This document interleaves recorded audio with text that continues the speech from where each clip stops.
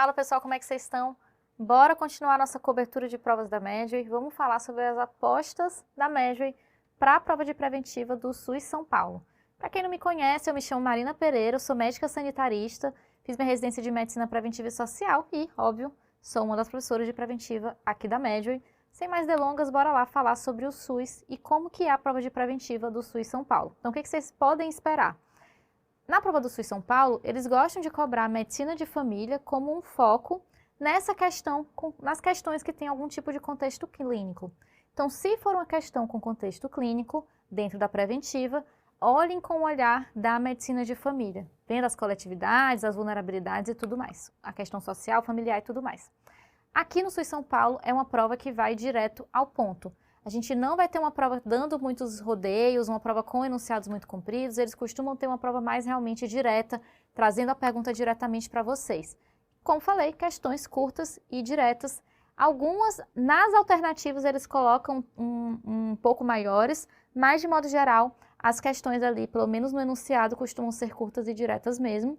E aqui no SUS São Paulo a gente vai ter um padrão mais de memorização do que de raciocínio. Então, eles pegam um pouco ali na decoreba em alguns momentos, então vão com esse foco, entendendo que é uma prova mais de ter as coisas memorizadas do que de ter um raciocínio. E aqui o nível costuma ser fácil a moderado, não costuma ter questões de um nível difícil, só uma ou outra ali que vai ter um nível mais elevado. O que o SUS gosta de cobrar? Ele gosta de cobrar políticas públicas, ele gosta de assuntos envolvendo a prevenção, ele gosta de atenção primária à saúde. Então, o que é importante eu trazer para vocês hoje aqui, para vocês relembrarem, e o que também a gente está apostando aqui para a prova do SUS São Paulo desse ano. Níveis de prevenção, epidemias, endemias e pandemias, evolução do SUS, atenção primária e notificações. Então, vou trazer aqui alguns aspectos específicos de cada um desses 5 focos aqui, que são focos que costumam cair com mais frequência no SUS São Paulo, e vou trazer também aspectos que eles realmente costumam cobrar, tá certo? São essas as nossas apostas. Então, começando pelos níveis de prevenção, vou falar de fato sobre os níveis mesmo lá, trazidos por Livell e Clark, dentro da história natural da doença, que é o que o SUS São Paulo gosta de cobrar.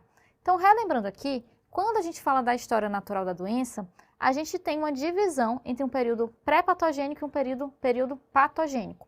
Então, a história natural da doença é esse percurso temporal, em termos de tempo mesmo, que a doença faz numa pessoa, no indivíduo, desde o seu início até o final, ou melhor, desde antes do seu início até o final, quando a pessoa ou vai a óbito, ou se cura, ou mesmo fica com uma cronicidade, que é o que a gente chama ali de período de convalescência. Então, aqui, esse aspecto temporal, ele vai dali do começo do final até aqui. Então, lá no comecinho desse quadro, a gente teria o comecinho da história natural. E aqui no final, a gente teria o final dessa história natural da doença. E aí, quando a gente tiver essa divisão, a gente vai dividir em termos temporais em período pré-patogênico e período patogênico. O pré-patogênico seria, então, pré-patogênese, antes da doença estar acontecendo ali no corpo da pessoa. Então, a pessoa não tem ainda nenhuma alteração patológica dentro do seu corpo. Já o período patogênico, a coisa muda. A pessoa pode até nem estar tendo sintomas ainda da doença, mas já tem alterações patogênicas no corpo dela.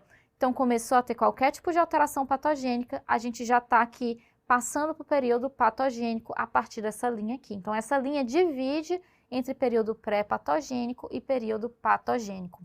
E aí, o que a gente vai ter em termos de níveis de prevenção? Prevenção é quando a gente quer evitar que alguma coisa aconteça, não só a doença. Então, a gente, no nível pré-patogênico, então a doença ainda não começou a acontecer, a prevenção que a gente vai fazer é justamente prevenir que uma doença aconteça, porque ela não aconteceu ainda. Então, isso é o que a gente chama de prevenção primária. Prevenção primária é evitar que a doença aconteça, evitar que a patogênese aconteça. Então, aqui a gente vai ter várias ações, principalmente a promoção da saúde e a proteção específica. Promoção da saúde é promover em um nível mais global a saúde da pessoa, então não é uma ação específica para uma doença específica, seria, por exemplo, fazer ações de mudança de estilo de vida, alimentação, etc. Ações que realmente melhoram a vida da pessoa e a saúde, independente de ser de uma doença só. Já a proteção específica, ela é específica mesmo, específica para uma doença. Então a vacina é o exemplo mais clássico de uma proteção específica, porque ela vai proteger para uma ou duas ou três doenças específicas, né, a depender daquela doença que a gente daquela vacina que a gente está falando. Então, proteção específica e promoção da saúde, prevenção primária, age no período pré-patogênico. Já no período patogênico, a gente tem a prevenção secundária e a prevenção terciária. A prevenção secundária, ela vai atuar no período mais precoce dentro do período patogênico. Então, a pessoa ou está assintomática ou está no nível mais inicial da doença. Ela ainda não tem invalidez, ela ainda não tem nenhuma sequela daquela doença. Ela pode já ter sintomas, mas ela não tem sequela. Então, aqui a gente vai poder fazer algumas ações na prevenção secundária. Diagnóstico precoce, tratamento imediato também. E também a prevenção de uma invalidez, o que está faltando aqui, tá, pessoal? Então, diagnóstico precoce seria quando eu diagnostico uma doença precocemente, inclusive às vezes até quando a pessoa está assintomática. Então, o diagnóstico precoce de uma pessoa assintomática, a gente tem um exemplo clássico também aqui na prevenção secundária, que são os rastreamentos. Então, o diagnóstico precoce, seja no rastreamento, ou mesmo uma pessoa que está com sintomas, mas está ali no momento precoce da doença, é o que eu chamo de diagnóstico precoce. Um tratamento imediato também é uma ação de prevenção secundária, porque quando eu trato imediatamente, trato ali no momento inicial da doença, eu estou evitando que essa doença piore naquela população. E aí isso entra também no que a gente fala em termos de prevenir invalidez. Quando eu previno, quando eu faço esse tratamento imediato ou faço alguma ação que evite que a pessoa tenha uma sequela, tenha uma invalidez no futuro, isso também é chamado de prevenção secundária. Falando de invalidez, tem a reabilitação. A reabilitação seria uma ação de prevenção terciária. Então, reabilitação, a pessoa já tem uma invalidez, ela já tem uma sequela, e eu vou fazer uma reabilitação para ou acabar com essa sequela, ou pelo menos melhorar essa sequela ou evitar que ela piore. Então, se a pessoa já tem uma sequela, se ela já tem uma invalidez, a gente vai fazer uma ação de prevenção terciária. Se ela não tem uma invalidez e eu quero evitar que essa invalidez se instale, aí vai ser uma ação de prevenção secundária, beleza? Para o SUS São Paulo, é importante eu frisar para vocês o que é a história natural da doença. A história natural da doença, então, seria esse estudo da evolução da doença ao longo do tempo em uma pessoa. Mas quando a gente fala história natural da doença, a gente quer dizer natural no sentido de que não há intervenção do ser humano. Então, a gente estuda qual é a história natural da doença, a história da doença natural se o ser humano não fizesse nenhum tipo de intervenção, porque entendendo a história natural, eu sei o que eu posso fazer para fazer prevenções para essa doença. Prevenir que ela aconteça, fazer tratamento mais rápido, fazer a reabilitação se for necessária. Então, eu tenho que entender como que ela funciona sem a ação do homem não, né, do ser humano, para depois a gente conseguir entender onde prevenir, como prevenir. E essa história natural da doença, ela vai desde aquela exposição, né, então antes da pessoa ter a doença de fato, mas está exposta ali aos patógenos, por exemplo, que fazem ela ter a doença, e vai até a sua resolução, que é o período de convalescência. Importante eu destrinchar esse conceito com vocês, então destrinchamos aqui. E aí, para o SUS São Paulo, também tem um outro conceito que é interessante vocês levarem, relacionado aqui ao foco dos níveis de prevenção, que está diretamente relacionado aos rastreamentos, que é o que a gente chama de paradoxo preventivo, que foi um conceito ali elaborado pelo Geoffrey Rose em 1988. O que é esse paradoxo preventivo? É entender que a gente tem várias formas de fazer um rastreamento. A gente pode fazer um rastreamento populacional que seja de alto risco ou um diagnóstico, um rastreamento populacional que seja com uma abordagem de fato populacional. O de alto risco seria fazer o exame de rastreamento apenas numa população que tem alto risco para ter aquilo. Vamos pensar, por exemplo, em um desfecho que é a pessoa ter um acidente de trânsito ocasionado pelo uso de álcool. Então, acidente de trânsito relacionado ao uso de álcool é o meu desfecho. Quem que é a população que tem um alto risco para isso acontecer? É a população que faz uso abusivo do álcool. São os etilistas que realmente fazem uso abusivo do álcool. Isso aí é uma pessoa que tem um risco maior de, ao pegar um carro, ter um acidente de trânsito. É óbvio, é um fato, certo? Porém, eu tenho uma outra população, que é a população que não faz uso de álcool de forma abusiva, que também pega o carro embriagado e tem um acidente de trânsito. Isso acontece. E na realidade, se a gente pega toda a população, todos os casos ali de acidentes de trânsito relacionados ao álcool, a maioria desses casos não acontece nessa população que tem um alto risco. A população de alto risco individualmente tem um risco maior, mas em termos de prevalência, a grande parte dos acidentes que acontecem com pessoas que estavam fazendo uso de álcool é em pessoas que não faziam uso abusivo. Naquele dia bebeu, dirigiu, teve um acidente de trânsito. Então, se eu faço uma abordagem de alto risco, se eu faço um rastreamento apenas na população de alto risco, a doença ela surge mais na outra população. Então, a abordagem de alto risco ela não é tão eficaz do que se eu fizesse aqui uma abordagem realmente populacional. Então, em termos de rastreamento, é muito melhor, é muito mais útil para o nosso sistema se a gente fizer um rastreamento populacional e não apenas um rastreamento na população de risco. Então, a ação de prevenção tem maior impacto na população se eu aplicar esse rastreamento ao nível populacional do que no nível individual, do que no nível só ali para as pessoas de alto risco. Óbvio, é importante fazer o rastreamento nessas pessoas de alto risco, mas isso é mais importante para o nível individual daquela pessoa do que para o nível coletivo ali do que a gente está falando do rastreamento. E o rastreamento populacional, a ideia é realmente ser uma coisa útil em termos coletivos. Então, por isso que é importante fazer uma abordagem populacional. Fechou? Por que isso é chamado de paradoxo? Porque faz sentido eu querer fazer na população de alto risco, porque ela tem um risco maior.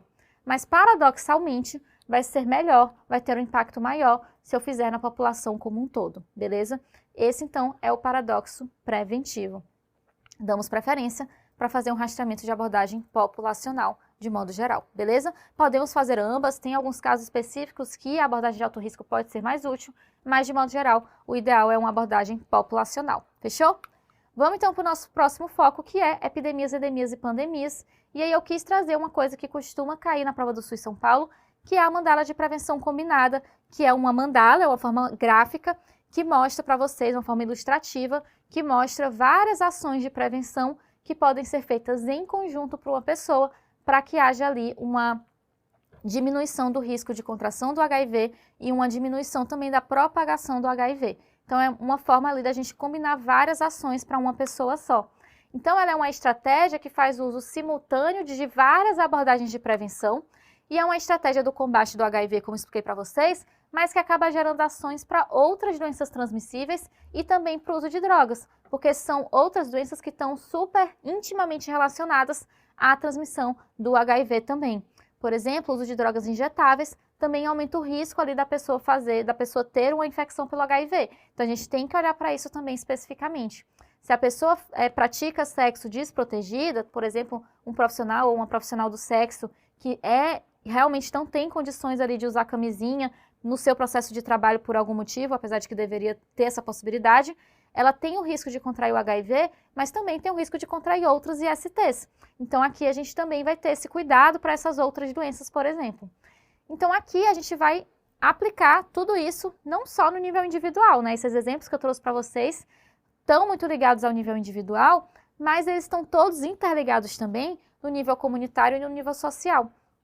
Fazer essas ações vão ser boas não só para o nível individual daquela pessoa, mas para o coletivo também, porque eu evito, com aquela prevenção daquela pessoa, outras pessoas também serem transmitidas, terem a transmissão, infecção pelo HIV ou por essas outras doenças, tá certo? E lembrando sempre, isso é importante para a prova do SUS São Paulo, que a prevenção deve ser feita de acordo com a realidade de cada paciente. A gente não pode julgar. Nesse exemplo que eu dei ali do profissional do sexo, por exemplo, a gente poderia chegar com a cabeça dura e falar para ela ou para ele que tá errado, tinha que usar camisinha sim, tem que usar camisinha em todas as relações sexuais, mesmo sendo o trabalho dela ou dele, e aí eles iam falar, ó, sim, concordo, gostaria de usar, mas infelizmente eu preciso pagar minhas contas e eu não consigo, eu vou perder dinheiro com isso. Então a gente tem que entender a realidade de cada pessoa, sem julgamentos, sempre explicando tudo que aquela paciente ou aquele paciente precisa saber para a sua saúde, mas entendendo que a realidade de cada pessoa é diferente, beleza? A ideia é fazer o que for melhor para cada pessoa diferente e individualmente, beleza?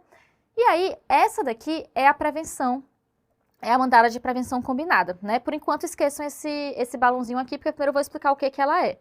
Então, aqui a gente tem o título, né, prevenção combinada.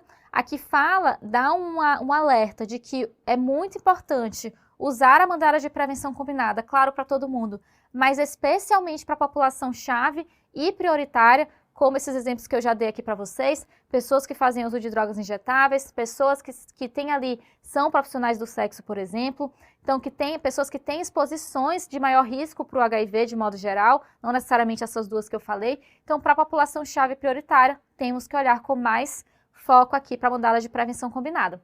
E aqui, ao redor, a gente vai ter aqui esse disclaimer também, que é importante a gente ter um olhar para os marcos legais e outros aspectos aqui estruturais. Então, aqui está igual escrito em todas essas setas. Então, temos que olhar não só para o nível individual e não só para essas ações que estão todas aqui descritas, mas a gente tem que olhar também para as leis, para as políticas públicas e para aspectos estruturais do nosso sistema para melhorar também a situação aqui da nossa população. E aí, eu trouxe para vocês, e aqui, pessoal, eu trouxe exemplos e informações importantes 100% voltado para o que o SUS São Paulo cobra. Então, bastante atenção aqui eu fiz realmente um passo de formiguinha, uma coleta de formiguinha, para entender o que realmente é cobrado, e aqui eu trouxe os pontos mais importantes para vocês acerca das ações. Leiam todas essas ações, porque todas são importantes. A gente tem aqui a PEP e a PrEP, prevenir transmissão vertical também, uso de lubrificante, deem uma olhada em todas elas, mas vamos ver alguns pontos importantes, começando aqui por esse. Testar regularmente para o HIV e também para outras infecções sexualmente transmissíveis e também para hepatites virais. E aqui, o que é um ponto importante para o SUS São Paulo? Que esse acesso ao teste tem que ser facilitado. Então, esse acesso ao teste de HIV, das outras doenças, tem que acontecer em qualquer unidade. Tem que estar lá disponível na unidade básica de saúde da pessoa, em outras localidades também, para que haja uma facilidade desse acesso. Outro ponto interessante é com relação a tratamento das pessoas vivendo com HIV e AIDS. E aqui o ponto importante é que essa ação ajuda no nível individual, claro, porque a pessoa está tendo o tratamento da doença, não vai ter uma evolução da doença ruim, mas também ajuda no nível coletivo, porque eu evito uma transmissão do HIV para outras pessoas. Marina, como assim? O HIV não tem cura, a pessoa vai ter HIV para o resto da vida. Mas quando a pessoa tem o HIV, mas ela está fazendo o tratamento certinho e ela fica com a carga viral indetectável, ela não transmite HIV enquanto ela estiver com essa carga viral indetectável.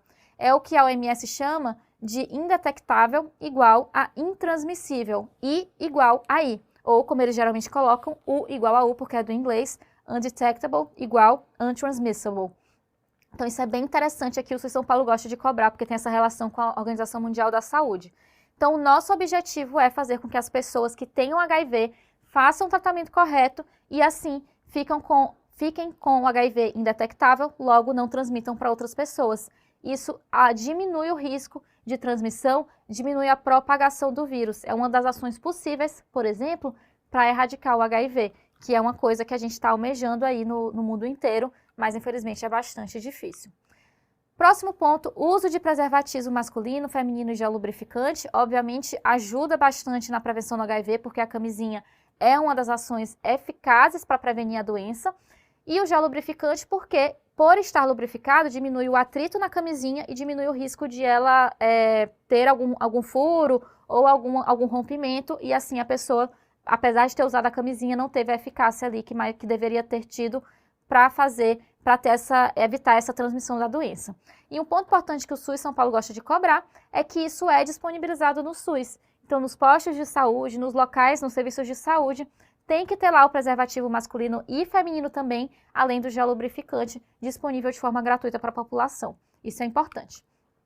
E é para toda a população. Não é só para a população-chave e população de risco, qualquer pessoa tem que ter o acesso lá para pegar o preservativo e o gel lubrificante. Isso é importante também para o SUS São Paulo. Por fim, a política de redução de danos. O que é a política de redução de danos? É uma política bem importante aqui do Brasil, inclusive da nossa política de saúde mental, que é uma política que não foca especificamente na abstinência. A redução de danos é entender que a gente tem bastantes ações a serem feitas para além de fazer com que a pessoa pare de utilizar uma droga, entre a abstinência total. Então, reduzir os danos é entender que cada pessoa é uma pessoa, nem todo mundo vai conseguir, pelo menos não nesse momento, entrar em abstinência total, mas existem ações que fazem com que, ou pelo menos ela diminua aquele uso, ou que pelo menos ela faça um uso mais seguro daquela droga. Seguro tanto para não ter uma overdose, por exemplo, quanto seguro também no sentido de não contrair outras doenças, por exemplo, HIV. Então, se a gente consegue fazer com que a pessoa use uma seringa apenas para ela e não compartilhe a seringa, poxa, já diminui muito o risco ali dela contrair a doença. Se a gente dá piteiras de cigarro ou outros tipos de piteiras para a pessoa utilizar, diminui o risco de contrair uma hepatite B, por exemplo, também. Então, a redução de danos é pelo menos conseguir reduzir os danos que a droga causa na pessoa, sem apenas ficar focado na abstinência. Fechou? Então, aqui são os pontos mais importantes aqui da modalidade de prevenção, mas tem outros pontos legais que eu achei legal de trazer para vocês, que é como que isso é cobrado de fato no SUS São Paulo. Então, eles cobram o papel e a importância da atenção primária em fazer essas ações de prevenção da mandala de prevenção combinada, e que não há uma necessidade de encaminhamento para outro nível de atenção para dar esses cuidados para a população. PEP, PrEP, tudo pode ser feito na atenção primária. Fala também que eles gostam de cobrar que o SUS oferta vários dispositivos, preservativos, gel lubrificante, seringa lá na redução de danos também é uma coisa que é disponibilizada. O acesso a essas ações é universal, não é apenas para grupos específicos, apesar de ser importante a gente dar prioridade para essas ações em grupos específicos, é uma ação que é feita de forma universal.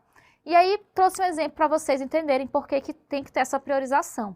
Essa disponibilização de agulhas e seringas, ela é prioritária para as pessoas que fazem uso de drogas injetáveis e para as pessoas também que são trans e fazem uso de hormônios injetáveis. Então, não só o uso de drogas está relacionado ali a essa transmissão e a esse compartilhamento de agulhas injetáveis. A população trans que faz uso de hormônio injetável, às vezes por dificuldade de conseguir ter acesso à seringa e à agulha, acaba também compartilhando esse uso. E aí há um risco maior dessa população contrair o HIV ou outras doenças ali que podem ser transmissíveis. Fechou? Então, pontos bastante importantes para o SUS São Paulo. Trouxe aqui para fechar com vocês e bora para o próximo. Evolução do SUS. Trouxe para vocês sobre os espaços coletivos e espaços de participação social do SUS. Então, quais são os espaços onde a gente tem a participação social, a participação da população? São os conselhos e as conferências de saúde. Qual que é a diferença entre os dois?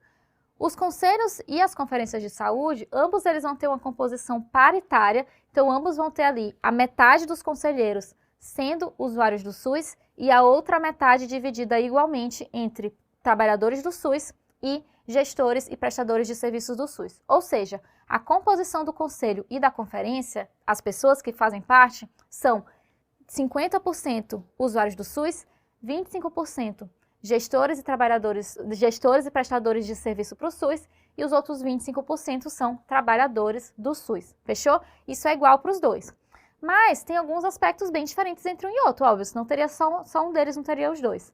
Conselho de saúde não é uma coisa que acontece de tantos em tantos anos. É um grupo de pessoas, um grupo de conselheiros, que eles são permanentes. Então, o Conselho de Saúde nunca deixa de existir. Ele está o tempo inteiro em ação.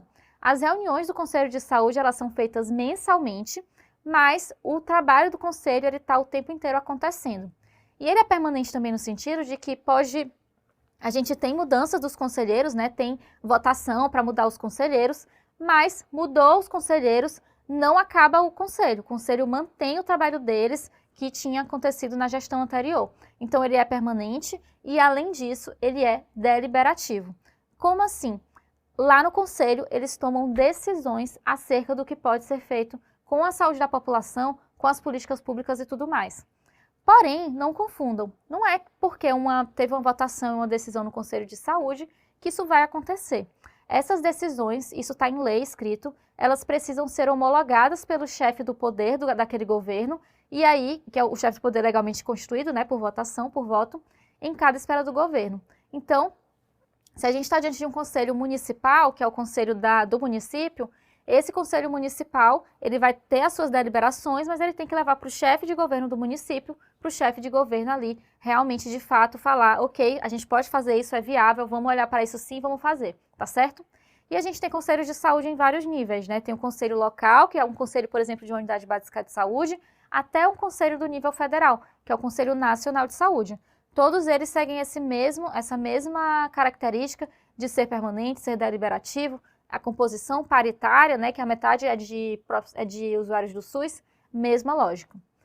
Já a Conferência de Saúde, ela não é permanente. Ela é convocada a cada 4 anos para a gente fazer uma análise, avaliar como que esteve a saúde e as políticas de saúde dos 4 anos anteriores e propor diretrizes para o planejamento dos anos seguintes. Então, é o momento em que todo mundo para ver como é que está a saúde e propor novas diretrizes. Então, a conferência de saúde é bem diferente do conselho, tá certo?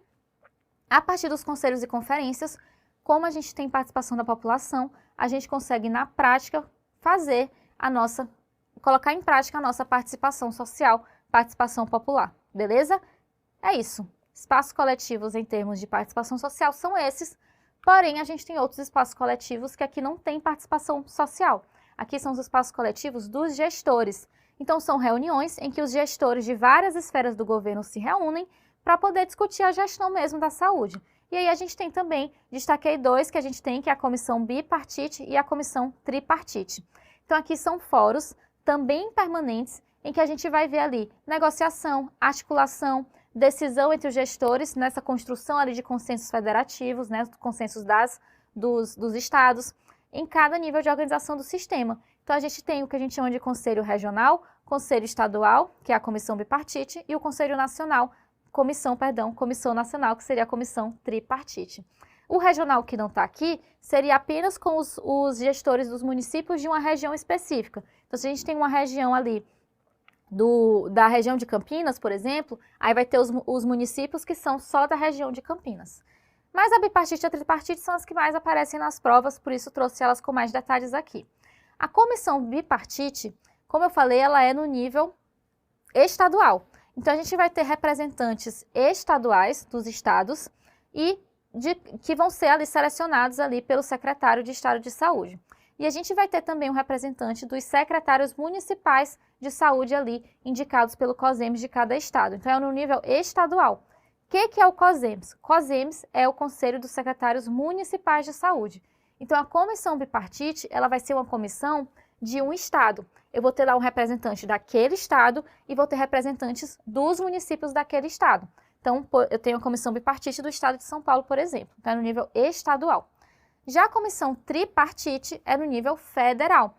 Tripartite porque eu vou ter 3 partes aqui. Vou ter o nível federal, vou ter o nível estadual e vou ter o nível municipal participando da comissão tripartite. Então, vamos ver o que faz parte. Faz parte o ministro da Saúde, aí vai ter representantes do Ministério da Saúde lá, vai ter representantes estaduais, que vão ser indicados pelo CONAS, que é o Conselho Nacional de Secretários de Saúde, e vai ter representantes municipais indicados pelo CONASEMS. O CONASEMS é o Conselho Nacional de Secretários Municipais de Saúde. COSEMS é o Conselho dos Secretários Municipais e o CONASEMS é a mesma coisa, só que nacional. Eles fazem essas discussões em nível nacional com as secretarias municipais apenas. Ou seja, bipartite, nível estadual, vai ter pessoas do estado e dos municípios daquele estado. Tripartite, nível federal, vai ter representantes do Ministério da Saúde, dos estados e dos municípios, beleza? Então, essas são as comissões intergestores, comissão, como o nome já diz, entre os gestores para tomarem decisões ali acerca de articulações e da gestão de saúde da nossa população, beleza? Entrando no foco da atenção primária, o que eu quis trazer para vocês? Quis trazer os atributos da atenção primária que podem cair, já foi cobrado pela prova do SUS São Paulo. Então, atributos essenciais e atributos derivados. A gente divide, então, os atributos nessas 2 possibilidades. Os essenciais são mais ali centrais da atenção primária e como ela deve funcionar. E os derivados são outros atributos que tem ali, que precisam estar presentes também no dia a dia ali do médico de família e dos outros trabalhadores, beleza? Quando eu explicar sobre cada um deles, vai ficar mais claro essa diferenciação entre essenciais e derivados. Então, primeiro seria o acesso, que também é chamado de primeiro contato. Esse atributo, ele indica que a atenção primária à saúde, ela precisa ser a porta de entrada do usuário de saúde. Aí, o ideal é que o primeiro lugar que o usuário de saúde entre quando ele precisa de algum aspecto em termos de saúde dele, de algum acesso à saúde, seja pela atenção primária à saúde. Claro, ele vai precisar entrar pela urgência e emergência em algum momento, tudo bem. Mas o primeiro lugar que ele vai, de modo geral, é a atenção primária. Por isso que a gente fala de primeiro contato. A atenção primária é para ser o primeiro contato do paciente quando entra no sistema de saúde. Então, esse é o primeiro atributo essencial. O segundo é coordenação do cuidado.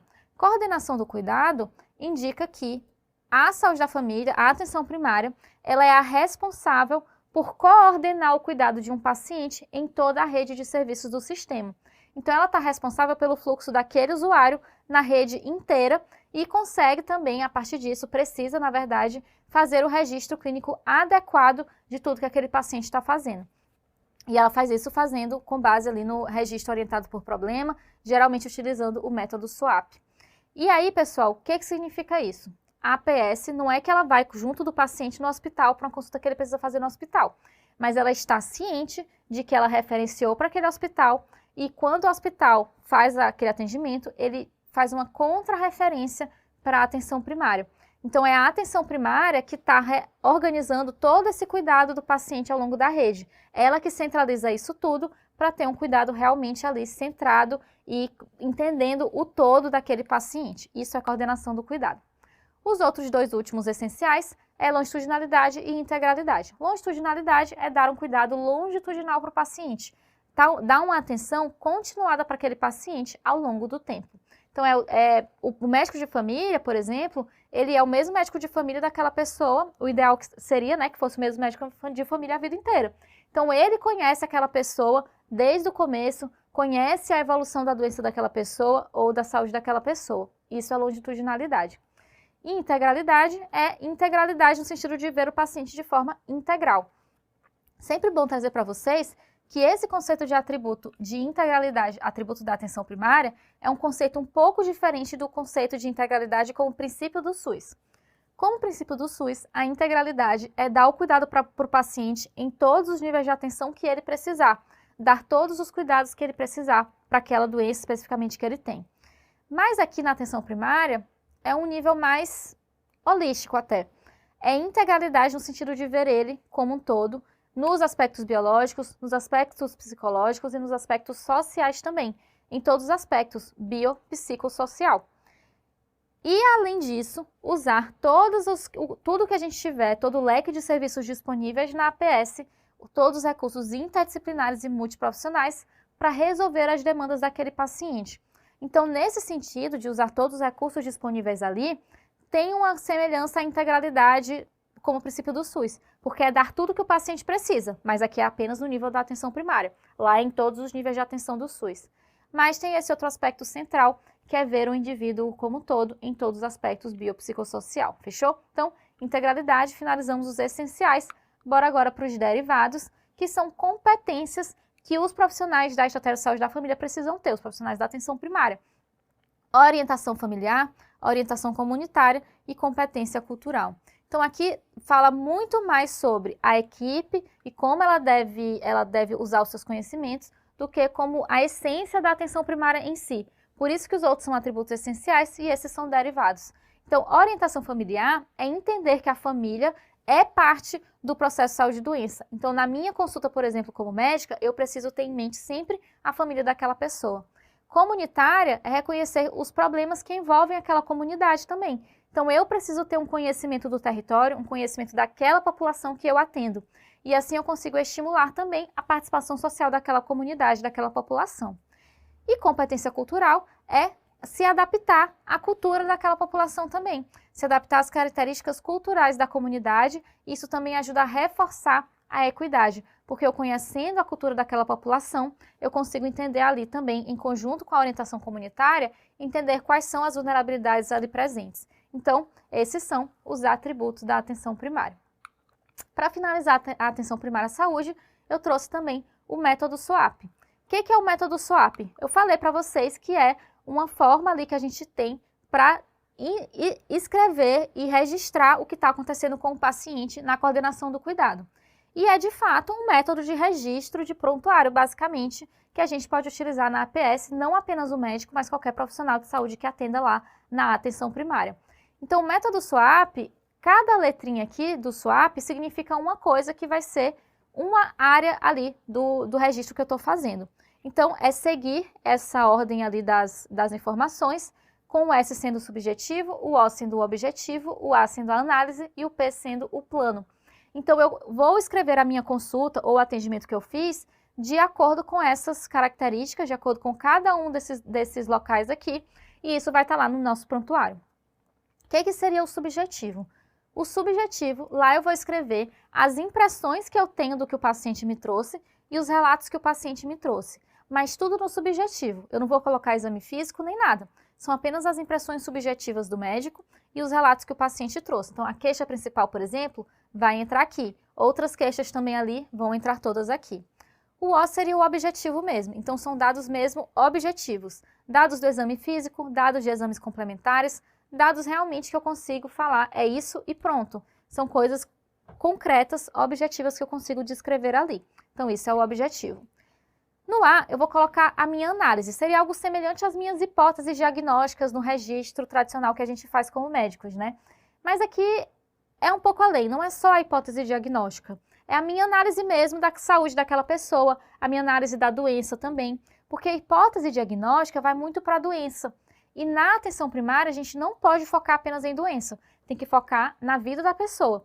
Então, aqui eu vou colocar todo o meu raciocínio médico a partir do que eu coletei, né? Então, vou colocar aqui as minhas hipóteses diagnósticas, mas vou colocar também uma outra análise. Às vezes a pessoa não tem nenhuma doença, mas ela está ali com algum tipo de sofrimento natural, porque, por exemplo, terminou um namoro, ou está em luto por conta de um familiar, que é um processo natural da vida e não é uma doença, né? Não vou colocar como uma hipótese diagnóstica, a pessoa está triste porque o namorado terminou com ela. Não.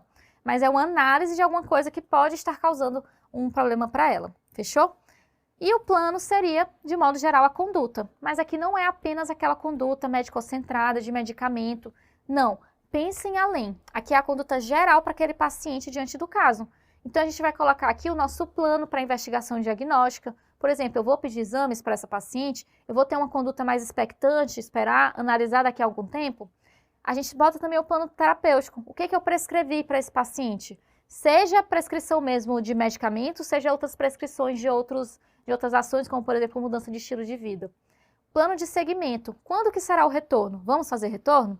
E plano de educação em saúde. Dei orientações para esse paciente, vou escrever aqui também as orientações que eu dei. Então, o plano seria algo semelhante à nossa conduta do registro tradicional do prontuário médico. Beleza? Então, método SWAP também, essencial vocês levarem para o SUS São Paulo, fechou? E aí, temos agora o último foco que eu vou trazer para vocês, que são as notificações. Então, o que eu trouxe das notificações? Trouxe alguns pontos específicos que são um pouco diferentes do que tem na lista nacional de notificação compulsória. Então, trouxe esses pontos específicos para vocês não confundirem na hora da prova, e são pontos que o SUS São Paulo gosta de cobrar. Então, achei interessante trazer e é uma aposta aqui para a gente também, porque tivemos atualizações recentes na lista nacional de notificação compulsória relacionadas ao acidente de trabalho. Então, começando pelo acidente de trabalho, vamos lá.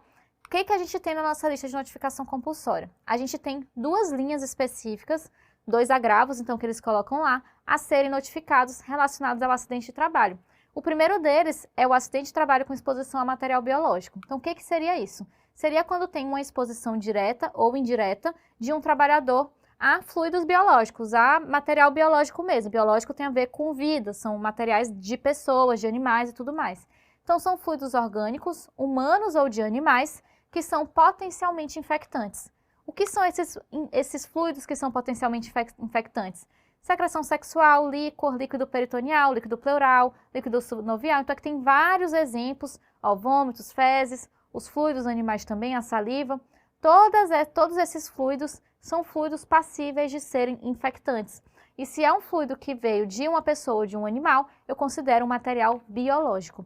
Então, se a pessoa estava trabalhando e teve alguma exposição de risco com algum desses tipos de fluidos aqui, a gente considera um acidente de trabalho com exposição a material biológico. Por exemplo, exemplo clássico, a pessoa está lá tirando uma técnica de enfermagem, está fazendo uma coleta ali de sangue de um paciente, acontece alguma coisa, ela se fura com aquela seringa, então teve uma exposição ali do sangue do paciente com essa pessoa, é uma exposição a material biológico.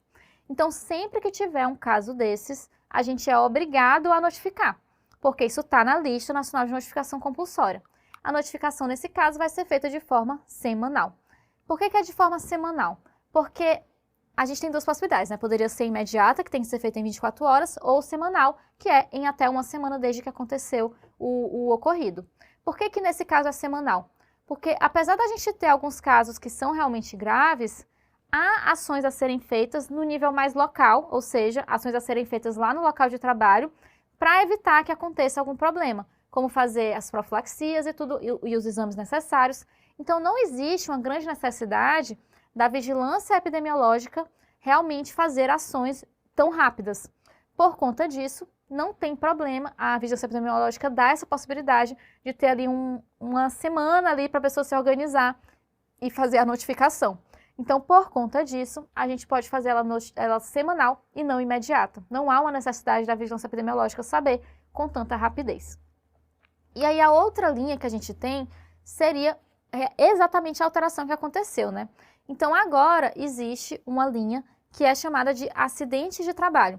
Então, a gente tem, deixa eu voltar para vocês não confundirem, o acidente de trabalho com exposição a material biológico e a gente tem uma outra linha que chama acidente de trabalho. Essa linha que é chamada acidente de trabalho, anteriormente, ela era chamada de acidente grave, fatal ou em criança e adolescente. E agora ela se chama apenas acidente de trabalho. Ou seja, qualquer acidente de trabalho que não seja um acidente de trabalho com exposição a material biológico vai entrar aqui. Vai ser notificado, mas com as características de notificação dessa outra linha. Enquanto no acidente com material biológico a notificação era semanal, aqui a notificação é imediata. Então, anteriormente, fazia até mais sentido ser uma notificação imediata, por conta da gravidade do caso. Então, eram realmente acidentes graves e fatais ou acidentes em crianças e adolescentes. Todos eram casos graves. Pela gravidade, a notificação precisava ser feita de forma mais rápida possível para a vigilância epidemiológica.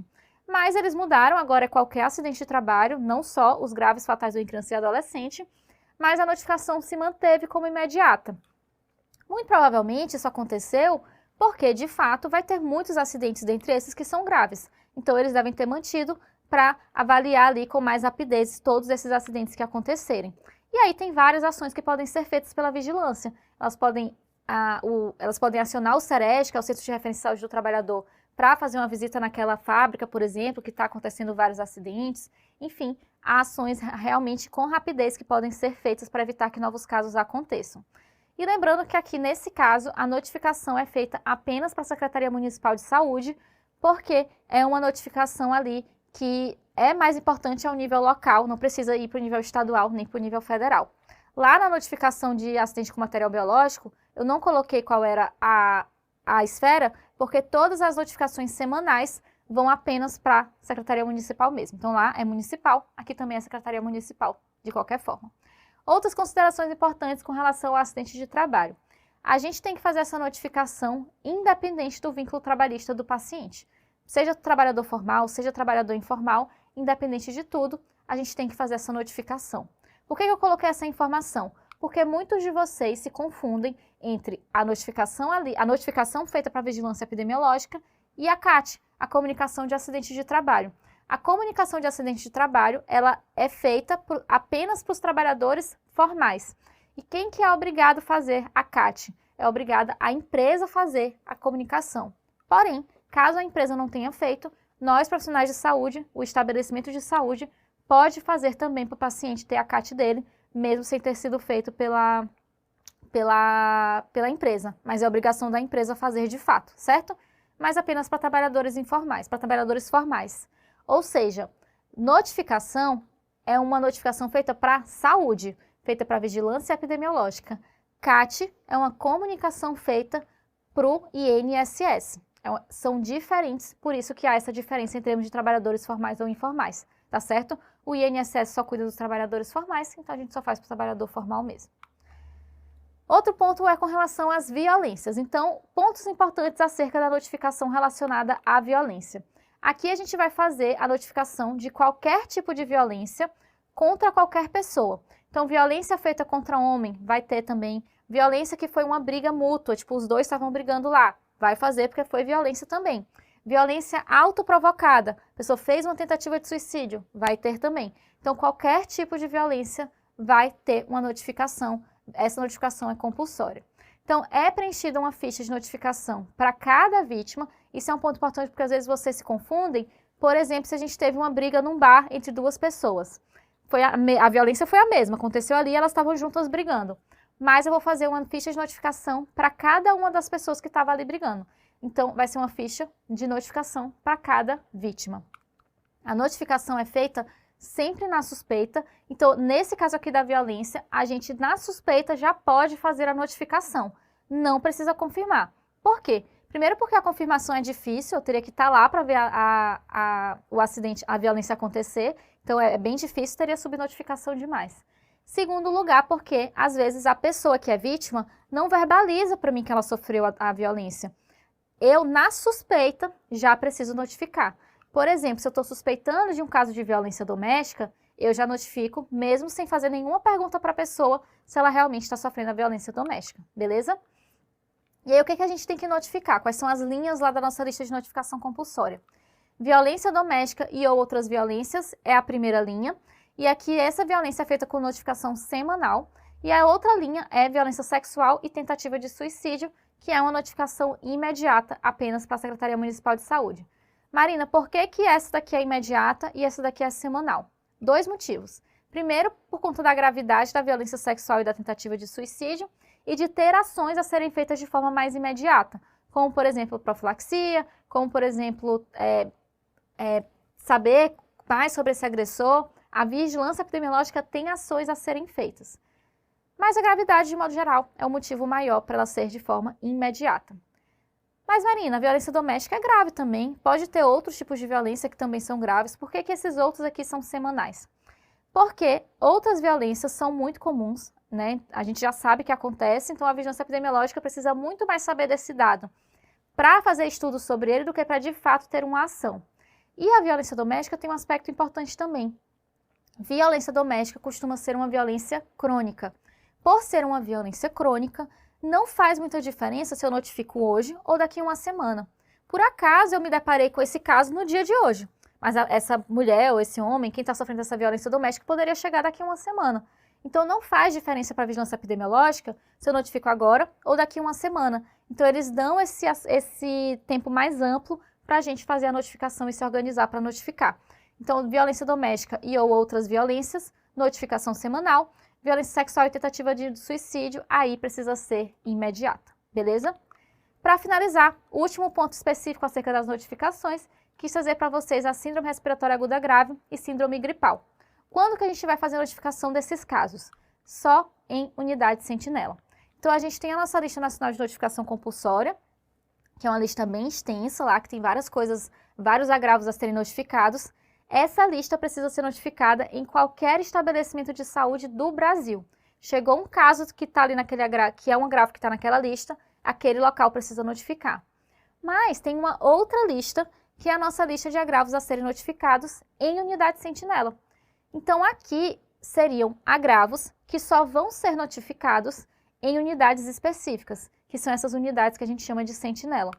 Essa unidade sentinela é um serviço estratégico que a gente seleciona para ser sentinela de um agravo específico. Então, ela é sentinela desse agravo, se esse agravo chegar lá nela, ela vai ter que notificar.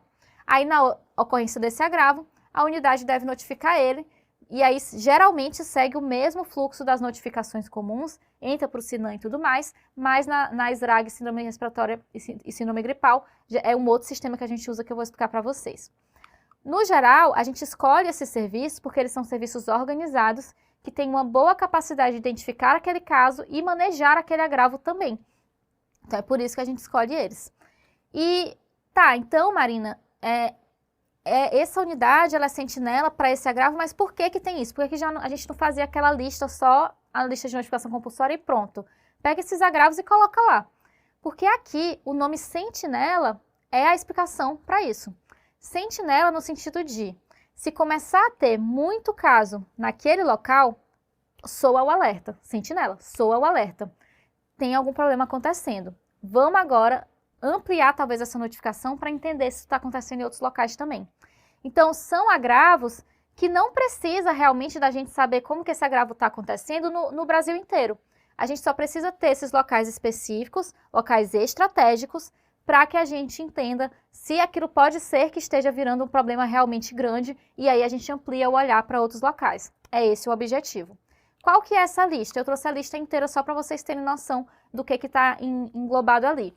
Então, temos alguns aspectos de vigilância de saúde do trabalhador. Então, a gente tem as doenças ocupacionais que devem ser notificadas se chegar em uma unidade sentinela para vigilância em saúde do trabalhador.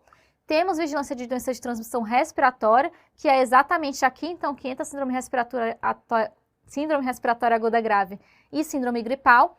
Temos o outro grupo, que são a vigilância de doenças de transmissão hídrica ou alimentar, que são essas 3 aqui.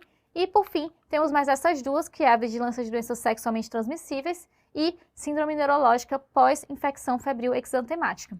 Ou seja, se a minha unidade de saúde ela é sentinela para vigilância de doença sexualmente transmissível, mas não é sentinela de síndrome neurológica pós-infecção febril exantemática, eu só vou notificar um caso que chega para mim de síndrome do corrimento uretral masculino. Se chegar um caso de síndrome neurológica pós-infecção febril exantemática, eu não vou precisar notificar, só do que eu sou sentinela, tá certo? Ok, então, se é uma unidade sentinela para doenças de transmissão respiratória, se chega uma SRAG ou se chega uma síndrome gripal, essa unidade vai notificar. É isso? É isso mesmo. Onde que ela notifica? No CIVEP Gripe. Então, de modo geral, esses agravos de notificação em unidade sentinela seguem o fluxo normal de notificações via SINAM, mas para doenças de transmissão respiratória, foi necessário criar lá na época da epidemia de influenza, eles criaram o CIVEP Gripe, que é um sistema mais dinâmico, um sistema que é mais rápido. Então, pela necessidade desse dinamismo, a gente usa um sistema específico para as doenças de transmissão respiratória, tá certo? Mas é uma exceção. Os outros a gente faz realmente pelo SINAM mesmo, segue o mesmo fluxo. Beleza? E nas unidades que não são sentinela, Marina? Tem alguma coisa que a gente precisa notificar acerca de doenças respiratórias? Aí tem alguns aspectos da lista nacional de notificação compulsória, que essas sim vão ser notificadas apenas em qualquer local, não apenas nas unidades sentinelas. Então, a unidade sentinela vai ter apenas essas 3 aqui, aliás, tudo que tiver de SRAG e síndrome gripal vai ser notificado nessa unidade sentinela, mas para as outras unidades tem essas 2 linhas na nossa lista nacional de notificação compulsória. SRAG, síndrome respiratória aguda grave, associada a coronavírus, qualquer coronavírus, não apenas a Covid-19, e síndrome gripal com suspeita de Covid-19. Então, se eu estou em qualquer unidade, não é sentinela, ou tanto faz, se chega uma síndrome gripal que eu estou suspeitando de Covid-19, mesmo não sendo uma unidade sentinela, eu vou notificar de forma imediata para todos os níveis. Vou notificar para a Secretaria Municipal, para a Secretaria Estadual e para o Ministério da Saúde já na suspeita, nem espero confirmar. E se eu tiver uma síndrome respiratória aguda grave associada a qualquer coronavírus, mesma coisa, imediata para as 3 esferas, já na suspeita, beleza? Para ficar bem claro então, se eu sou qualquer serviço de saúde do Brasil, qualquer um, independente de ser unidade sentinela ou não, qualquer serviço de saúde do Brasil precisa notificar as doenças da lista nacional de notificação compulsória. SRAG associada a coronavírus, síndrome gripal suspeita, com suspeita de Covid-19. Agora, se eu for uma unidade sentinela para doenças de transmissão respiratória, qualquer síndrome gripal, qualquer SRAG, qualquer síndrome respiratória aguda grave, eu vou notificar para o CIVEP Gripe. Fechou? Então, fechamos as notificações. Isso eram as coisas mais específicas e importantes para o SUS São Paulo. E finalizamos aqui as nossas apostas da preventiva para o SUS São Paulo. Tenho certeza que vocês vão arrebentar na prova de vocês. A gente vai falar também aqui sobre as nossas dicas para o SUS São Paulo, então não percam também. E é isso, galera. Pra cima, a gente se vê.